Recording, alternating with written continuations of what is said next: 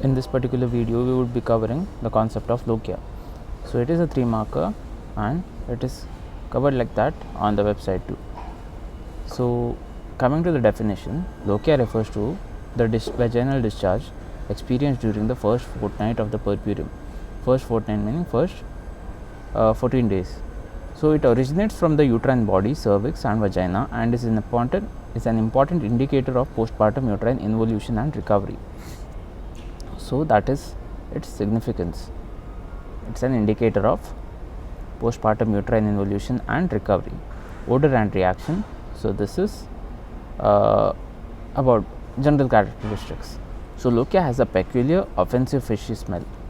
The reaction is alkaline, tending to become more acidic as the purpurium progresses. So which are the different types of lochia? So lochia has been classified based on color and composition of discharge. It changes as the uterus heals.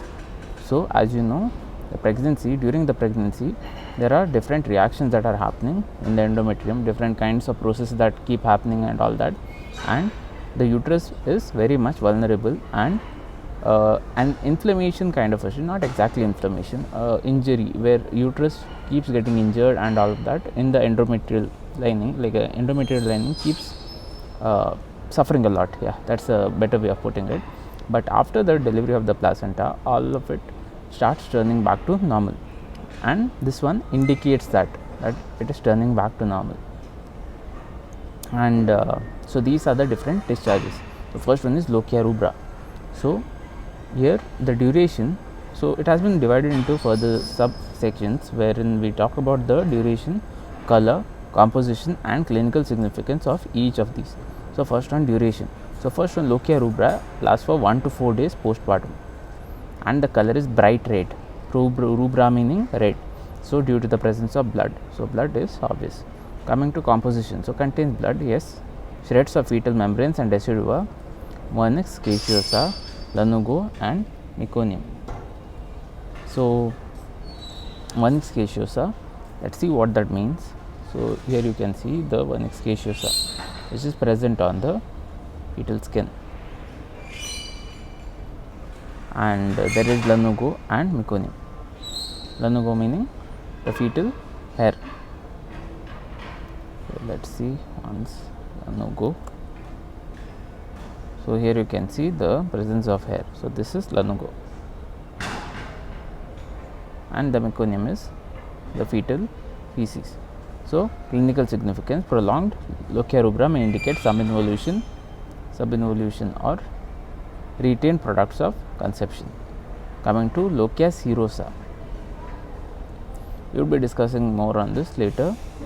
And also retained products of conception, it is an obvious thing. Like if the things are retained in the uterus, whatever the products of conception are, there is more tendency of this becoming prolonged. Coming to lochia serosa, wherein the duration is in this particular case it is 5 to 9 days postpartum, and the color is yellowish, pink or pale brownish. A good way of thinking about it would be comparing with some kind of inflammatory exudate containing fewer RBCs compared to the previous one, but more of leukocytes, wound exudate, cervical mucus and microorganisms. So which one are those? Streptococci and staphylococci. Clinical significance, the presence of bacteria is not pathognomonic unless accompanied by signs of sepsis. So presence of bacteria, like it is the presence of bacteria does not indicate that there is an infection unless there are signs of sepsis. So we know the signs of sepsis, right? So that, yeah, unless those are there, we can't call it, we can't say that there is an active infection. And finally coming to lochia alba. So duration is 10 to 15 days postpartum, extending up to 3 weeks. Color is pale yellow or yellowish white. Composition contains decidual cells, leukocytes, mucus, cholesterol crystals, fatty and granular epithelial cells and microorganisms. And the cholesterol crystals and the fatty cells mainly give it the color. Coming to clinical significance, prolonged lochia alba beyond 3 weeks suggests local genital infection.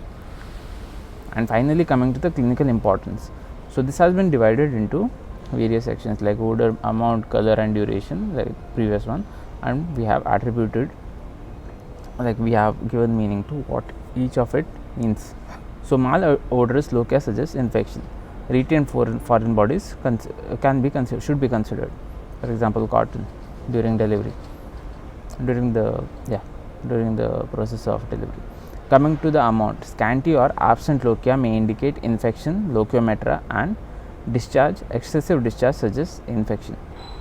Color, persistent red color beyond normal indicates subinvolution, which is a case where the uterus doesn't return to its normal position after during the purpurium, and return bits of conception.